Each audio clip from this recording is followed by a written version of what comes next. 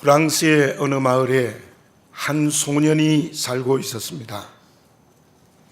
너무나 가난해서 끼니를 이을 수 없었습니다. 그런데 공부에 재능이 있었는데 아이들의 놀림으로 상처를 받아 공부하는 것도 결국 포기했습니다. 누더기 옷을 입었고 도시락을 싸올 수 없었기 때문이었습니다. 그것을 알게 된 선생님이 그 소년을 불러서 이렇게 말을 했습니다. 너는 우리 반에서 가장 똑똑하다. 열심히 공부해라.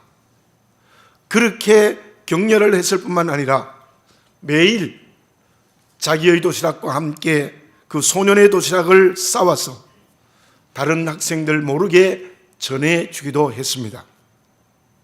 그 선생님 때문에 그 소년은 열심히 공부했습니다.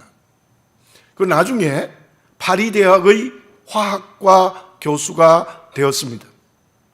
뿐만 아니라 새로운 원소인 크로뇽을 발견한 세계적인 과학자가 되어졌습니다. 그는 이렇게 말합니다. 내가 지금 이렇게 된 것은 오직 선생님의 은혜입니다. 그 은혜로 어릴 때 고난과 상처를 이겨내었기에 나의 지금의 삶이 있습니다. 라는 고백을 했습니다. 본문의 말씀을 노래한 기자는 어떤 환경과 관계에서 하나님께 감사하고 있습니까? 5절을 보면은 그는 고통 중에 부르짖었다는 말씀이 나오고 6절에서는 고난의 환경 때문에 두려웠다는 고백을 합니다. 7절을 보면 나를 미워하는 자가 있다고 고백하고 있습니다. 그렇다면 본문의 말씀의 찬양을 한 기자는 극한의 어려움과 힘든 관계에서 여호와께 감사하고 있습니다. 시편 118편의 제일 첫 말씀이 여호와께 감사하라입니다. 본문의 배경은 두 가지 설이 있습니다. 유다 백성들이 바벨론 포로에서 돌아와 장막절 행사를 할 때에 시편 118편의 노래를 불렀다는 설이 있고, 또 하나는 다윗이 온갖 죽음의 고비에서 살아나서 왕위에 등극할 때 부른 노래가 시편 118편이라는 설도 있습니다. 또한 본문은 주님이 제자들과 함께 성만찬을 잡수시고 감람산으로 가실 때 부른 노래라고 말하고 있습니다. 그렇다면 이 시편 118편 모두가 다 죽음의 고난이거나 그 고난에서 일으켜 주신 여호와께 감사의 노래를 부르고 있다고 말을 할 수 있습니다. 1년을 감사하는 예배를 드리고 있습니다. 형통하고 좋은 관계에서 잘된 일이 있을 것입니다.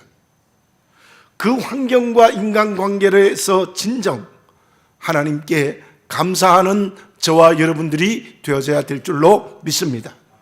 잘된 것, 형통한 것, 좋은 관계를 맺은 것을 내 힘 때문이라고 자랑해서는 안 될 것입니다. 또한 본문의 말씀의 기자처럼 어려운 환경이 없었습니까?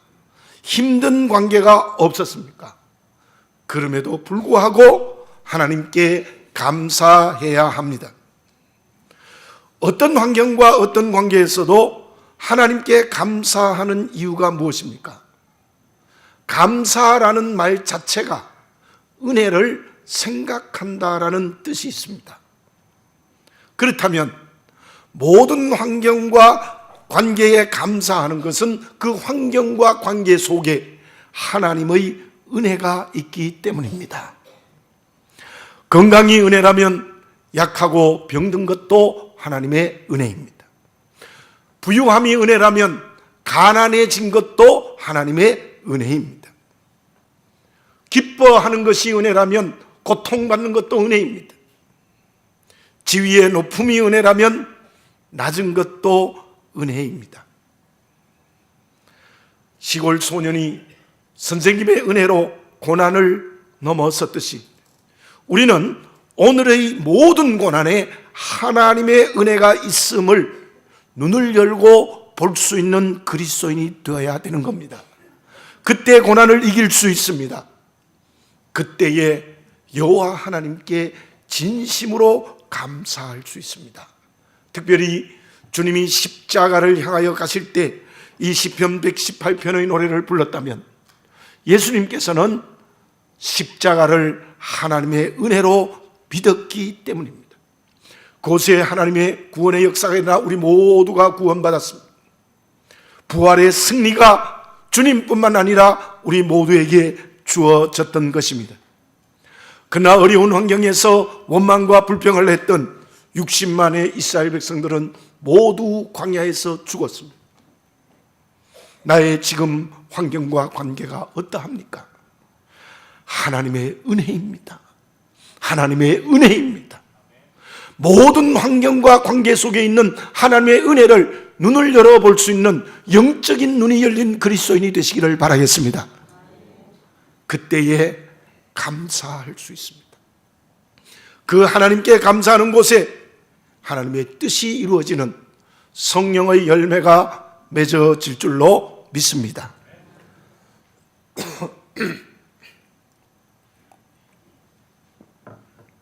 그러면 모든 환경과 관계의 어려움, 고난이 하나님의 은혜임으로 감사해야 된다면 그 감사로 사는 것이 무엇입니까? 시대의 지성인이었던 소크라테스가 이런 말을 했습니다. 내가 아는 유일한 것은 내가 아무것도 모른다는 사실이다. 물론 그것이 자기의 철학이었지만은 실로 자기를 바르게 바라보는 겸손한 사람이었습니다.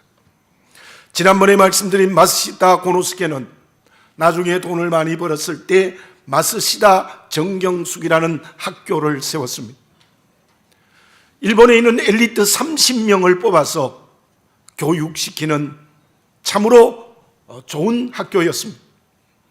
그런데 그 학교 정문을 낮게 만들어서 허리를 굽혀야만 들어올 수 있게 만들었습니다. 왜 그랬겠습니까? 언제나 하나님과 사람 앞에 겸손해야 한다는 것입니다. 감사는 하나님 앞에 겸손해져야 됩니다.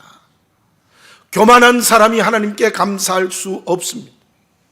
그렇다면 하나님 앞에 겸손한 사람은 어떤 사람입니까? 오늘 4절 말씀에 이러한 말씀이 기록되어 있습니다. 이제 여호와를 경외하는 자는 말하기를 그의 인자심이 영원하다 할지로다. 우리 본문의 말씀의 구조를 보면 제일 첫 말씀이 여호와께 감사하라. 같은 말씀이 반복되다가 4절에 가서 이제 여호와를 경외하는 자는 이렇게 기록이 되어져 있습니다. 무슨 말입니까? 정말 겸손한 사람은 여호와를 경외하는 사람입니다. 하나님을 두려워해야 감사할 수 있습니다. 하나님을 두려워하지 않는 사람은 불평불만할 수밖에 없는 거예요. 하나님을 경외한다.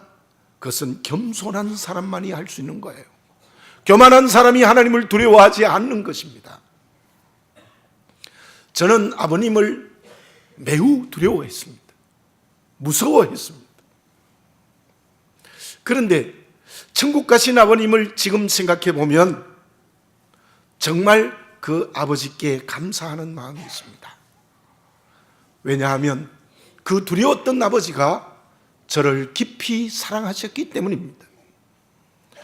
제가 군대에 자대에 처음 배치되어서 막대기 하나 2등병을 달고 있을 때 아버님이 면회를 오셨습니다. 그때 외박을 나가서 식사하는 걸 보고 돌아서서 정말 흘리시는 눈물이 제가 잊혀지지 않습니다. 제가 아버님에게 눈물을 본 것은 할머니가 돌아가셨을 때이고 그리고 그때 유일하게 경험한 것입니다. 그리고 한 번은 제 손을 잡으시고 이렇게 말씀하셨어요. 어떤 장례집에 갈 때였는데 나는 내가 자랑스럽다라는 말씀을 해주셨어요. 예수 믿는다고 부자의 인연을 끈찾고 하셨던 분이, 목사 되는 것은 도저히 용납할 수 없었다는 분이 제 손을 잡으시고 너가 아들이라는 게 자랑스럽다는 말씀을 하셨습니다. 왜 그렇습니까? 이 세상의 모든 아버지가 그럴 것입니다. 너무도 저를 사랑하셨기 때문에. 어쩌면 우리 육남매 모두보다 저를 지극히 사랑하셨기 때문에 그렇게 말씀하실 수 있었고, 그러나 저는 그 아버님이 두려웠습니다. 자, 1절과 4절에서 계속되는 말씀이 무엇입니까? 그는 선하시며 그의 인자심이 영원하다는 말씀입니다. 자, 4절을 다시 한번 읽어볼게요. 이제 여호와를 경외하는 자는 말하기를 그의 인자심이 영원하다 할지로다. 우리가 경외하는 하나님은, 왜 우리가 경외하는가 하면 그 하나님이 우리를 너무너무 사랑하시기 때문에, 너무나 사랑하시기 때문에 목숨을 바쳐서 우리를 구원하신 사랑입니다. 이제도 우리를 눈동자처럼 지키시고 사랑하시는 분이 하나님이십니다.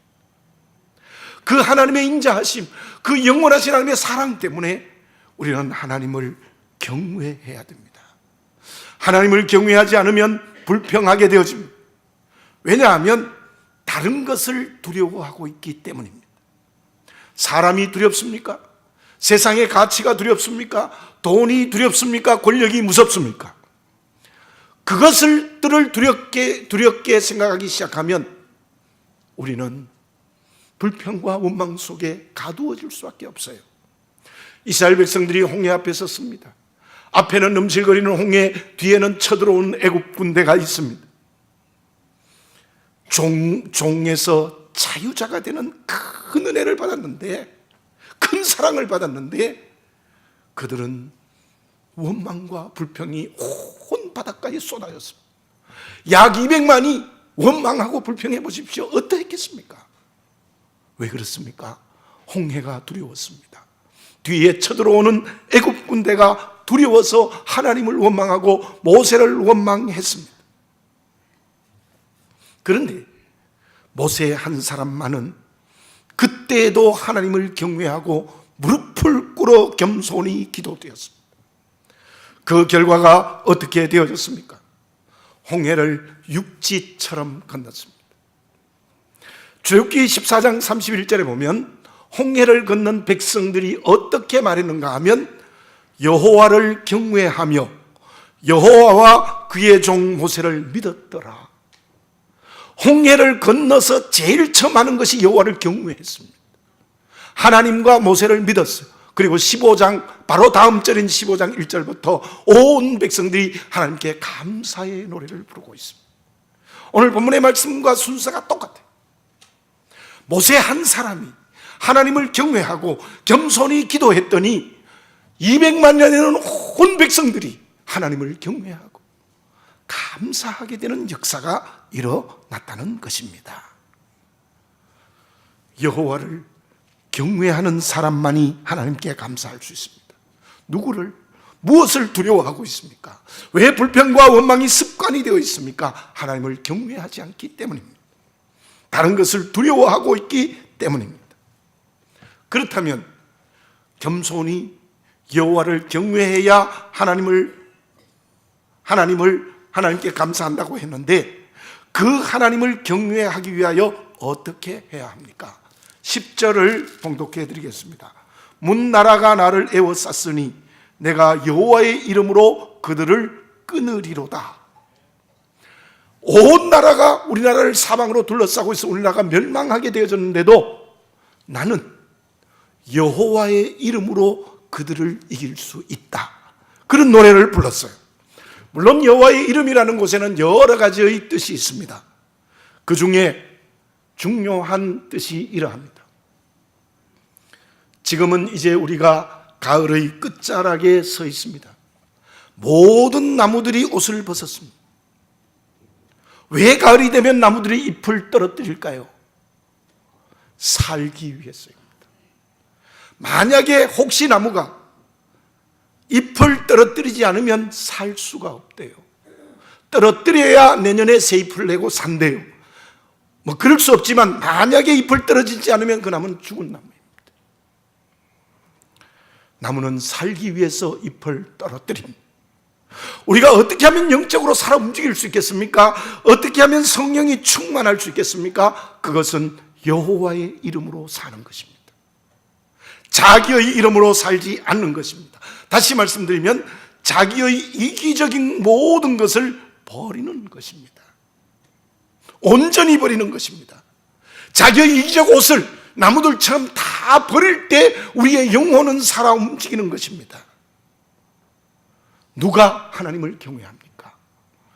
여호와의 이름으로 사는 사람, 즉 자기의 이기적 욕심을 전부 버리는 사람이 하나님을 경외하게 되고 그 사람이 은혜를 생각하는, 감사하는 사람이 될 수 있다는 거예요. 12정탐꾼을 봅시다. 10정탐꾼은 어떤 눈으로 가나안을 보았습니까? 자기의 눈으로 보았습니다. 자기의 이름으로 보았습니다. 하나님의 이름으로 보지 않았습니다. 그러니 아낙 자손이 두려웠고 이스라엘 백성들은 메뚜기같이 보였던 거예요. 그 때문에 어떤 일이 벌어졌습니까?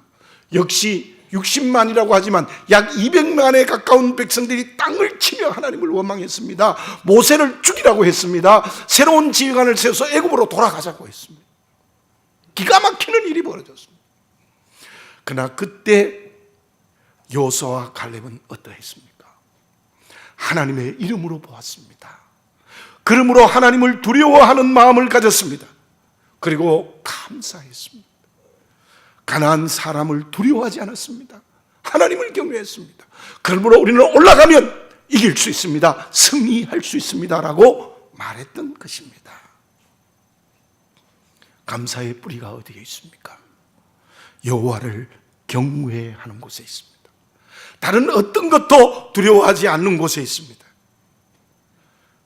그러기 위해서 자기의 이름, 자기의 방법, 자기의 이기적 욕심을 다 버려야 합니다.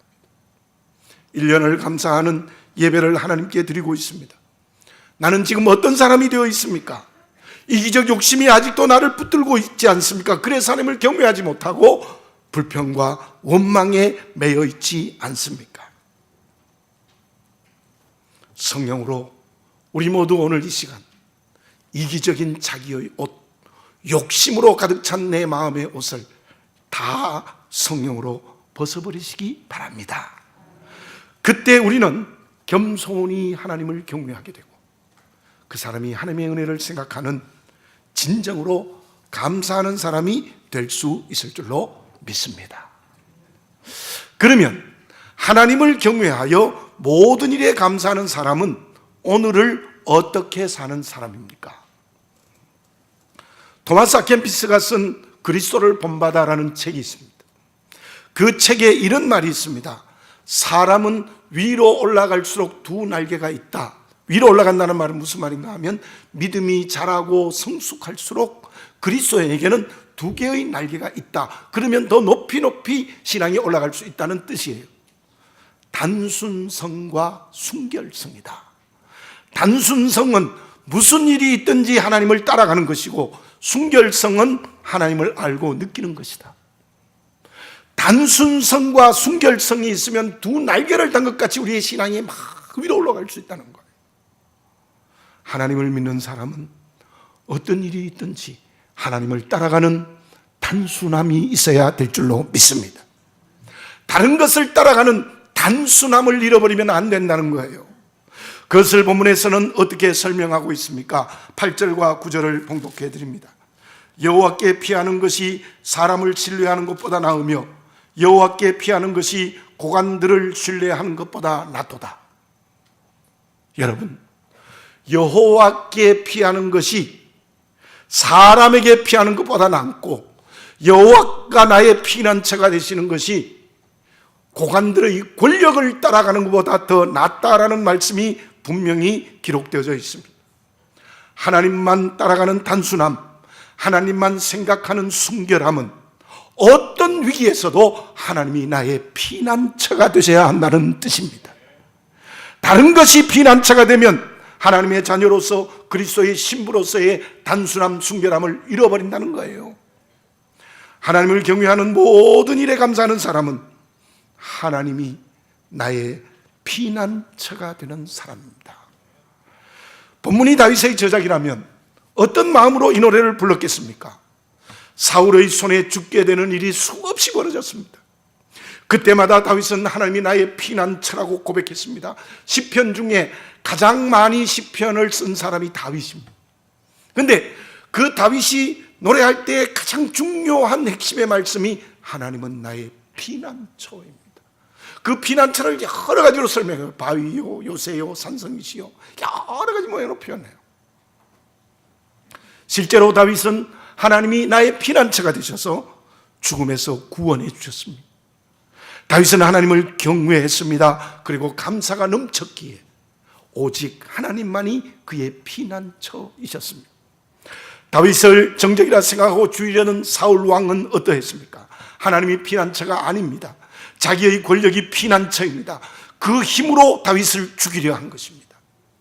그는 하나님을 두려워하지도 않았고 감사하지도 않는 교만한 사람이었습니다. 무슨 일이 있든지 어떤 관계가 있든지 하나님이 피난처가 되어주시기 바랍니다. 다른 것이 피난처가 되면 안 됩니다. 그 사람을 하나님을 경외하지 않습니다. 그러므로 하나님의 은혜를 생각하는 감사도 하지 않습니다. 그렇다면 하나님이 나의 피난처가 되시기 위해서 어떤 믿음이 있어야 될까요?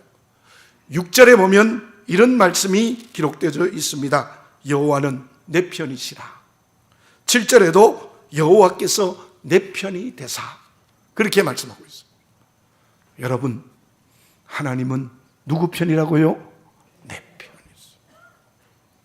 하나님은 내 편이세요. 여러분들, 누가 내 편이라고 생각합니까? 무엇이 내 편이라고 생각합니까? 남편과 아내, 자녀들, 사랑하는 친구, 물론 그러한 사람들이 내 편이 될 수도 있지만, 그러나 도리어 그들이 남의 편이 될 때가 많습니다.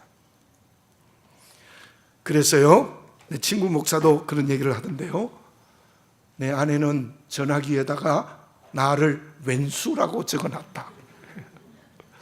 아니, 남편이 내 편이 돼야 되지 왜 그렇게 왼수가 되는 거예요? 실제로 왼수라고 적은 사람 많아요. 여기 혹시 없는지 모르겠어요. 여러분, 사람은요, 정말 진정한 의미의 내 편은 없어요. 그리고 내 편이 될 수 있는 자격도 없어요. 그러나 정말 내 편이 되시는 분은 누구냐? 하나님이세요. 하나님. 그러니 피난처가 돼야 되죠. 그리고요, 내 편이 되시는 하나님은 어떤 분이세요? 오늘 본문의 말씀 14절, 15절, 16절을 제가 한번 다시 봉독해 드리겠습니다. 여호와는 나의 능력과 찬송이시요 또 나의 구원이 되셨도다. 의인들의 장막에는 기쁜 소리, 구원의 소리가 있으며 여호와의 오른손이 권능을 베푸시며 여호와의 오른손이 높이 들렸으며 여호와의 오른손이 권능을 베푸시는도다. 여러분들, 계속되는 말씀이 무엇이냐면 여호와의 오른손이 나에게 권능을 베푸시는도다. 그래서 그분이 나를 구원하셨도다. 무슨 말입니까?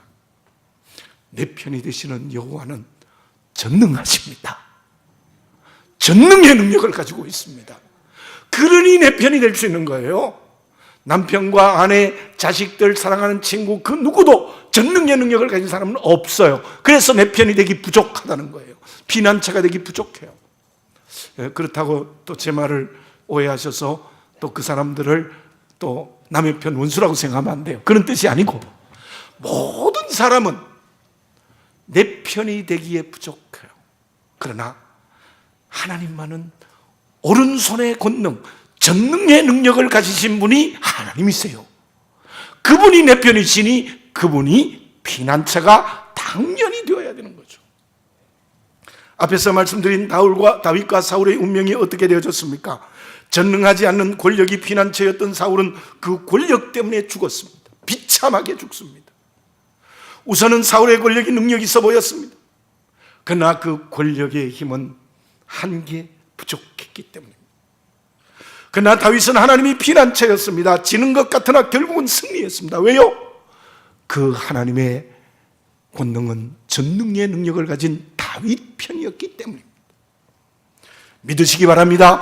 하나님은 전능의 능력을 가지셨었고 그 전능의 능력을 가지신 하나님이 내 편이십니다. 그러므로 오직 하나님만이 나의 피난처가 되셔야 합니다. 한계를 가지고 있는 다른 세상의 것이 피난처가 되면 안 된다는 것입니다. 다른 것이 피난처가 되면 결국은 실패와 고통의 길을 가게 됩니다. 그곳에 원망과 불평이 가득 찰 수밖에 없습니다. 그러나 하나님이 피난처가 되면 반드시 승리하게 됩니다. 그 길은 감사의 길이 될 수밖에 없습니다. 왜요? 은혜를 생각하게 되는 거죠. 바울은 데살로니가 교회에 이렇게 권면합니다. 범사에 감사하라. 그것이 예수 그리스도 안에서 너희를 향한 하나님의 뜻이라고 했습니다. 모든 일에 감사하는 게 그리스도 안에서 주시는 하나님의 뜻. 무슨 말입니까? 감사하는 것이 하나님의 피난처가 되고 반드시 곳에 하나님의 뜻이 일어나는 이김의 승리를 주신다는 약속입니다. 전능의 하나님의 품 안이 나의 피난처가 되어지시기를 바라겠습니다. 나의 전부를 그분에게 맡기시기 바라겠습니다. 그때 진정 하나님의 은혜를 생각하는, 모든 일에 감사하는, 하나님의 뜻대로 사는 그리스도인이 될 수 있을 줄로 믿습니다. 겸손히 하나님을 경외하는 사람, 그 사람이 감사할 수 있다. 누가 하나님을 경외할 수 있느냐? 정말 자기를 온전히 버리고 하나님의 전능의 능력인 하나님이 내 편이란 믿음을 가지고 피난처가 되면 우리는 언제나 하나님의 은혜를 생각하는 감사하는 사람이 될 수 있다고 했습니다. 그때 하나님은 어떤 은혜를 주십니까? 오늘 읽지 않았습니다만은 제가 26절을 봉독해 드리겠습니다. 여호와의 이름으로 오는 자가 복이 있으며 우리가 여호와의 집에서 너희를 축복하였도다. 오늘 저를 따라서 한번 해볼까요?